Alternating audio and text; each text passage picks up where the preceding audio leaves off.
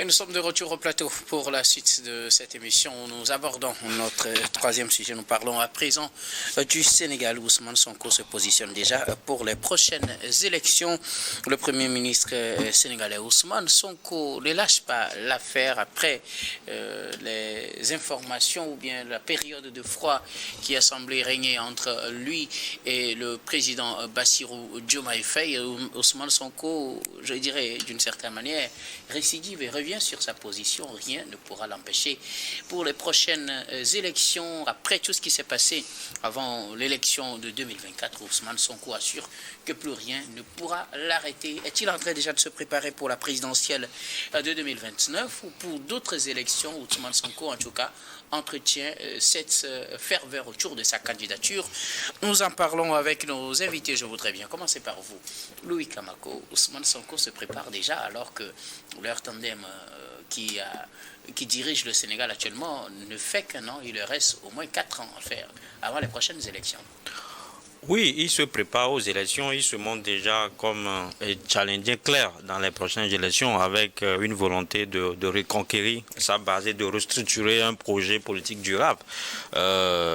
Et Ousmane Sonko se voit depuis là comme le président sénégalais parce que n'eût été les condamnations dont il a fait l'objet à quelques mois de la présidentielle. Il serait peut-être l'actuel président parce que le plan Diomaye Faye a été un plan B trouvé par le PASTEF à l'époque pour ne pas tout perdre. Aujourd'hui, il est le Premier ministre et le chef de gouvernement, donc il se voit que le principal leader, en fait, c'est lui, que c'est autour de lui que se tournent aujourd'hui les grandes idéologies ou bien les grands idéaux du PASTEF. Donc il veut revenir justement au devant de la scène. Donc je crois que c'est une stratégie assez calculée, ancrée dans le temps long de la part de ce Premier ministre-là, qui va justement jouer sur plusieurs cartes. C'est-à-dire que, comme je l'ai dit tout à l'heure, il va vouloir remobiliser la base, il va aller à une restructuration en fait du PASTEF et ensuite le rejet des anciennes élites parce qu'aujourd'hui le parti en soi est divisé. Il y a deux camps. Il y a un camp qui soutient avec véhémence le président Bassirou Diomaye Faye, il y a l'autre camp justement qui continue justement par adhérer aux idéaux de Ousmane Sonko. Donc je crois que Ousmane Sonko, comme je l'ai dit, veut justement revenir et peut-être prendre en fait ce qui lui appartenait. Mais pour y arriver, je crois qu'il doit mener une bataille judiciaire assez féroce parce qu'aujourd'hui, il a des ennuis judiciaires. D'ailleurs, ces ennuis judiciaires-là qui l'ont rendu inéligible lors des récentes élections. Et jusque-là, ces ennuis ou bien ces condamnations-là continuent parce qu'il a été condamné pour diffamation et pour dans une affaire de viol aussi. Donc jusque-là, la Cour, récemment, un appel a été fait. La Cour suprême a justement rejeté le dossier ou bien la Cour suprême ne s'est pas statuée sur le dossier. Donc ça veut dire que au stade actuel, Ousmane Sonko n'est pas justement éligible pour les prochaines élections à Dakar ou là-bas au Sénégal. Mais s'il fait de telles annonces, ça veut dire qu'il veut justement s'engager dans un combat juridique, il veut justement affronter la justice de son pays. Mais c'est là où ça deviendrait un peu compliqué pour lui aujourd'hui parce que celui qui est aux manettes, c'est Bassirou Diomaye Faye. Et donc, si Ousmane Sonko se positionne, je crois que c'est la place, ou bien c'est la place de Bassirou Diomaye Faye qui est en train d'être menacée. Donc, c'est là où je vois mal Bassirou Diomaye Faye lui laisser la voie libre. Vous pensez qu'il ne devrait pas, pour le moment, faire de telles déclarations? Je ne dirais pas, mais je crois que quelque part, je lui donnerai raison parce que c'est aussi une façon aujourd'hui pour lui de mettre la pression. C'est peut-être une façon aujourd'hui pour lui de commencer par mobiliser à la base. Parce qu'après toutes les élections, pour aller aux élections et les gagner, il faut également de la visibilité, il faut également une sorte de communication. Donc cette communication-là, il a démarré très tôt pour justement mettre la puce aux oreilles que il est là, il va justement se positionner il va candidater pour les prochaines élections. Donc on peut pas lui en vouloir, sauf que comme je l'ai dit tout à l'heure, des analystes plus poussés ou bien des analystes en fait de haut niveau vous diront que il est en train aujourd'hui de défier la justice de son pays en faisant de telles annonces. Merci beaucoup à vous, Louis Kamako. Credo Tété, Ousmane Sonko n'exclut pas la possibilité d'être candidat aux prochaines élections. D'ailleurs, il affirme que personne ne pourra l'arrêter. Ce sera sa propre décision s'il veut se présenter ou pas à l'annonce, ou bien annonce faite lors de la célébration de la journée des martyrs, et qui rappelle d'ailleurs le douloureux épisode jusqu'à la fin du mandat de Macky Sall et à l'arrivée au pouvoir de Bassirou Diomaye Faye, candidat porté par le PASTEF Ousmane Sonko. Oui, je voudrais aborder ce sujet avec la dernière partie de Louis Kamako pour dire que Ousmane Sonko est dans une logique de défiance de la justice sénégalaise. C'est vrai que ses pouvoirs de Premier ministre ont été renforcés la dernière fois par décret du président Diomaye Faye, mais un super ministre puissant ne voudrait pas dire qu'il restera imperméable face aux actions de la justice sénégalaise. Donc, je m'inscris dans cette logique en disant, il est trop pressé, qu'il va vite en besogne. Il va, avec sa déclaration-là, donc c'est une défiance totale de la justice sénégalaise. Et si on sait que la démocratie sénégalaise est assez éprouvante, plus qu'éclairante, donc là, j'imagine les jours qui seront devant lui. Si au niveau de la justice sénégalaise, ils veulent réellement actionner tous les leviers.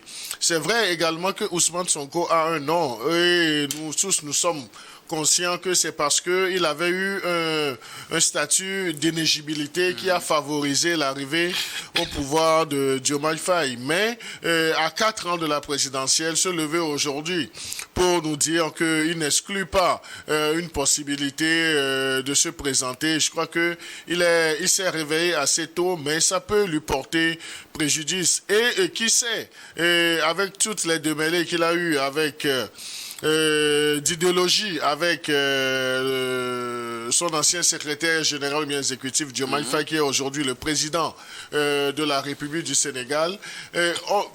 Vous savez, vous pouvez être deux beaux amis, vous allez cheminer ensemble, mais arriver à un moment, surtout dans le champ politique, c'est une brindille d'information, bien une brindille de prestige qui va vous diviser. Donc, moi, je conseillerais à Ousmane Sonko de tempérer un peu ses ardeurs. L'essentiel, et ce que les Sénégalais attendent, c'est qu'ils améliorent leurs conditions de vie et de travail, qu'ils mettent en pratique le projet qui les a amenés à avoir la confiance des populations. Aujourd'hui, Ousmane Sonko a le vent en poupe, c'est lui le PASTEF.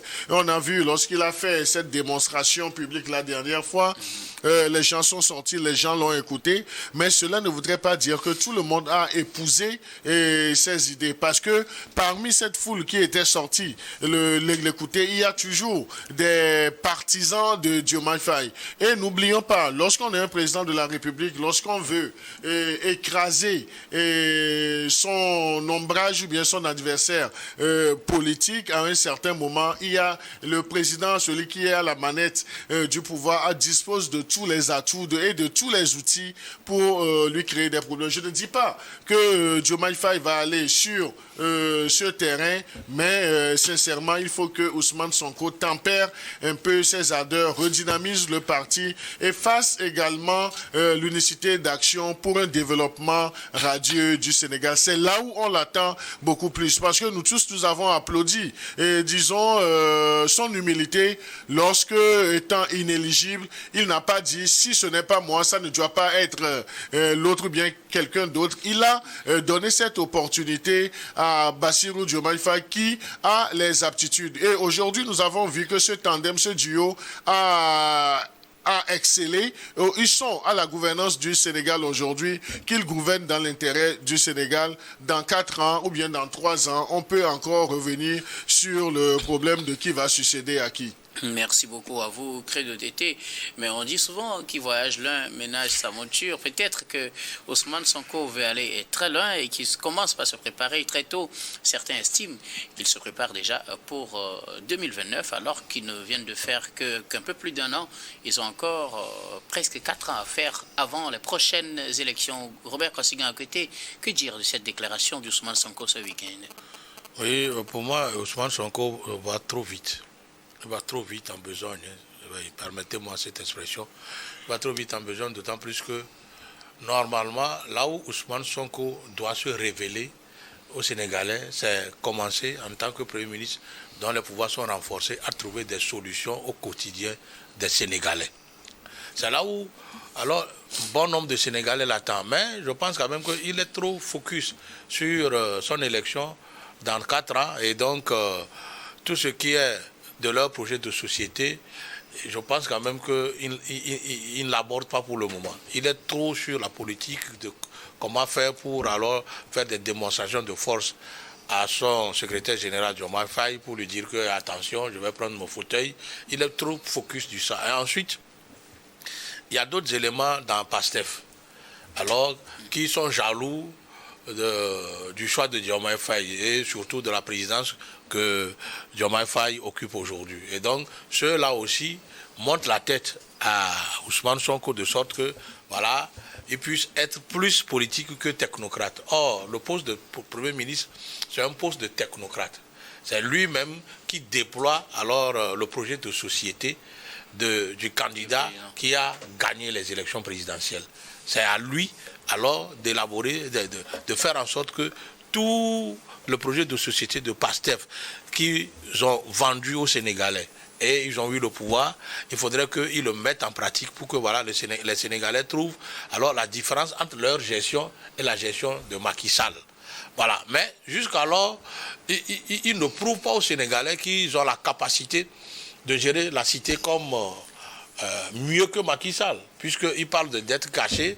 Et là aussi, j'ai suivi la fois dernière la brillante députée Aïssata Sall, voilà, qui alors a démonté à l'Assemblée nationale cette affaire de dette cachée. Et c'est comme le monde s'arrête sur cette affaire de dette cachée.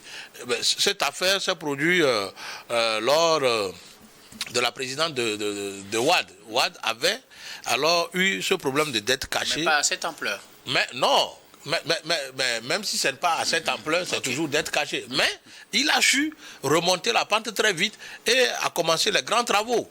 Voilà. Quand je prends aussi Macky Sall, c'est vrai qu'il a eu des débats avec Wade quand il a voulu auditer Karim Wade. Voilà, on l'a éjecté de la présidente de l'Assemblée nationale et c'est là où il a commencé à mettre en place sa stratégie pour devenir président. Mais quand il était Premier ministre, il n'avait pas mis en orbite APR. Même s'il avait l'idée, il n'avait pas mis en selle.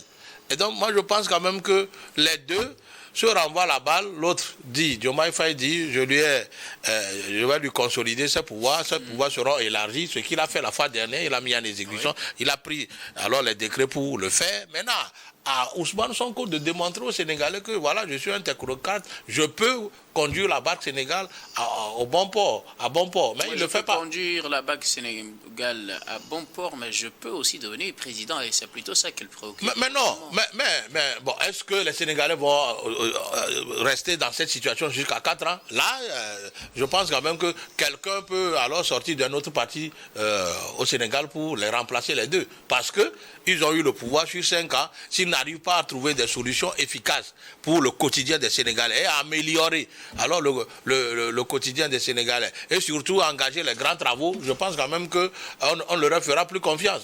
Puisqu'il n'est pas écrit dans une Bible ou dans le Coran que voilà, ils seront éternellement présidents. Non. Voilà, parce que, vous savez, les problèmes des jeunes, ceux qui sont morts pour eux, ceux qui alors les supportent, ceux qui, même le problème des étudiants. Le problème des étudiants, la fois dernière, Sonko a été obligé d'envoyer Malik Gakou pour parler avec les étudiants. Or, normalement, c'est lui-même qui doit aller tenir langue avec eux parce que c'est suite à des promesses qu'il leur avait fait quand il n'était pas encore... Il n'avait pas encore pris le pouvoir. Il leur avait fait des promesses qui traînent à être réalisées. Maintenant, on ne va pas toujours rester dans cette guéguerre, je vais devenir président, je vais devenir président. Et les problèmes des étudiants, les problèmes des jeunes, les problèmes d'emploi, les problèmes des infrastructures, qu'est-ce qu'eux ils vont faire? Quand nous prenons Wade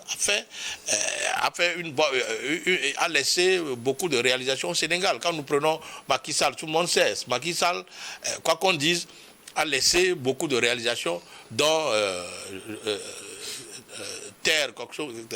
le train. Le TER. Voilà, le TER, voilà. Le train... le train express. Le train express, voilà, Dakar-Diamniadio. Il a laissé. Il a fait beaucoup d'infrastructures que les Sénégalais reconnaissent. Mais eux, je pense quand même que le temps passe, sans qu'ils ne le savent. Hein.